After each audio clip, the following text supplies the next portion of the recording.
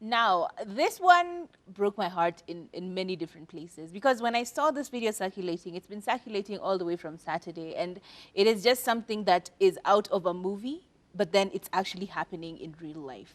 In case you haven't been aware of what's been happening in the streets of Nairobi, and specifically on along Mombasa Road, in a specific hotel, two brothers, the two Ndichu brothers, the twins, Eddie Ndichu and Paul Ndichu, were seen in a short clip doing something that was absurd and just a lot.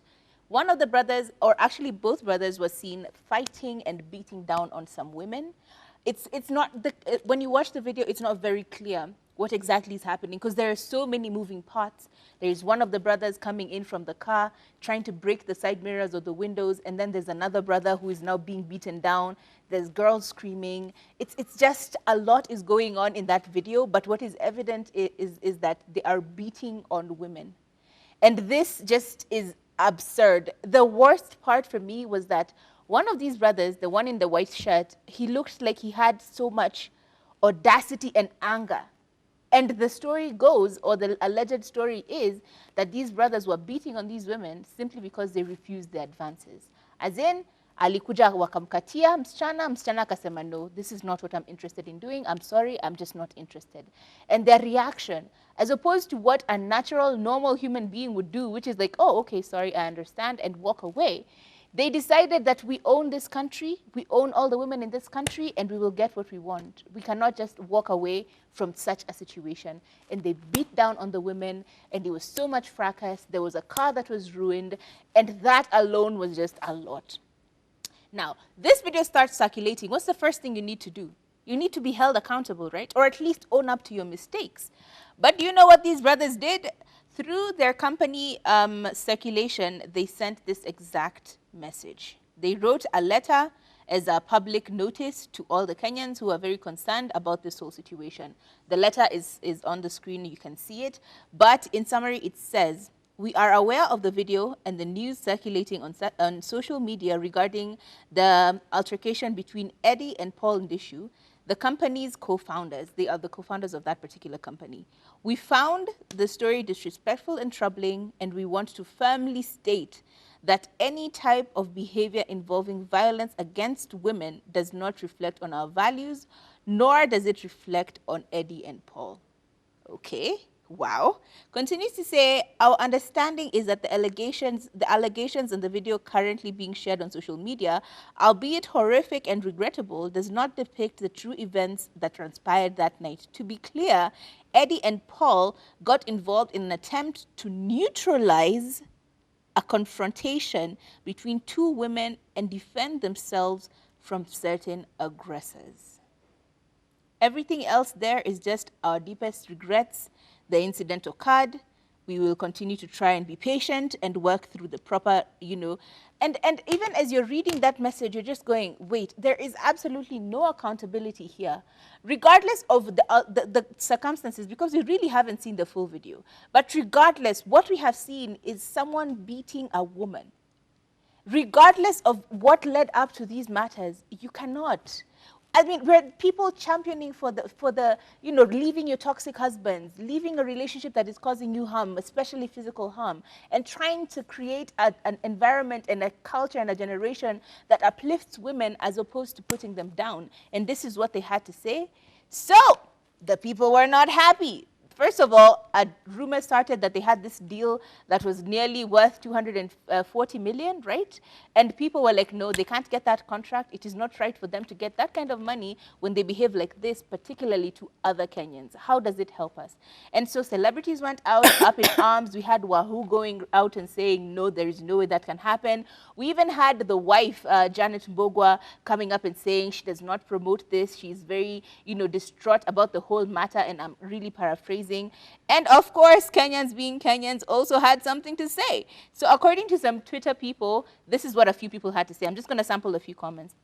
We had Eddie Echo saying, were the women also fighting the car? Oh, sorry. So you tried to neutralize confrontation between the wind and the side mirrors in the process, and the side mirrors were damaged. Honestly, you should know not to respond. Someone else saying, pambaneni na hali yenu. it took guys more than 36 hours to figure out which PR gimmick they will come back with. Because clearly this is honestly a gimmick. Akuna, this makes no sense. We have someone else saying, hii kiburi mko nayo, sasa tutawaonyesha kama utakuta ni, sorry, that one doesn't make sense. It's a lot of Swahili, which I don't understand that part.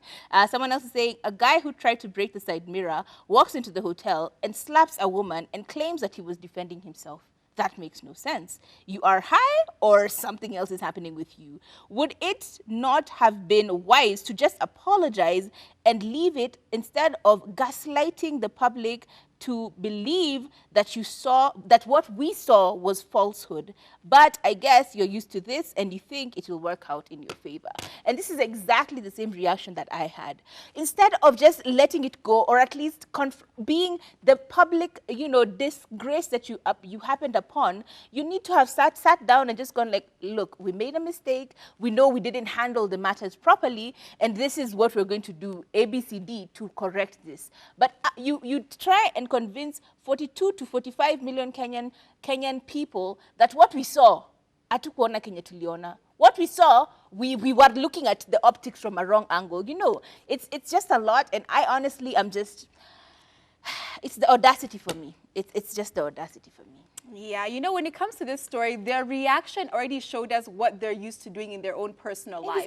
And now we're living in a world where there are cameras everywhere. People are constantly 24/7 on social media and on the internet and willing to post you when you do something, whether it's positive or negative. And what we don't realize, like, these Ndichu brothers are very powerful and very wealthy men. And they're used to having their way with women. This is not a thing that has been a shock to us. As much as people are married, they're still out here being ratchet out there with these women. And you know what? It's not a crime to cheat.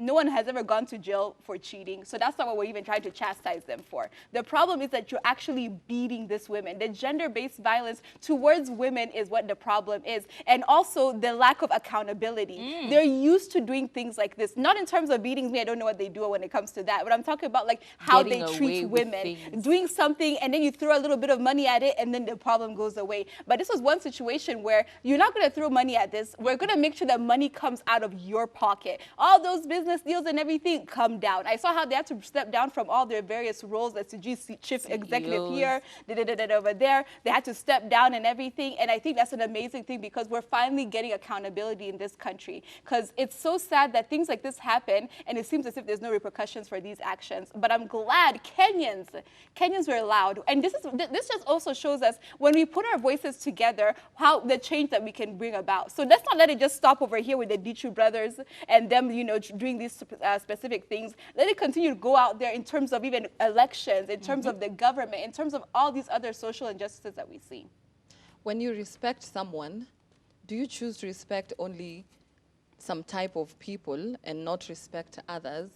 Or can you say that I respect Kathomi, but I don't respect Ayuma? Can you say that? No. No. So the question is, if he can just slap a woman like that in public, what happens in private to the people that he knows? What goes on, you know?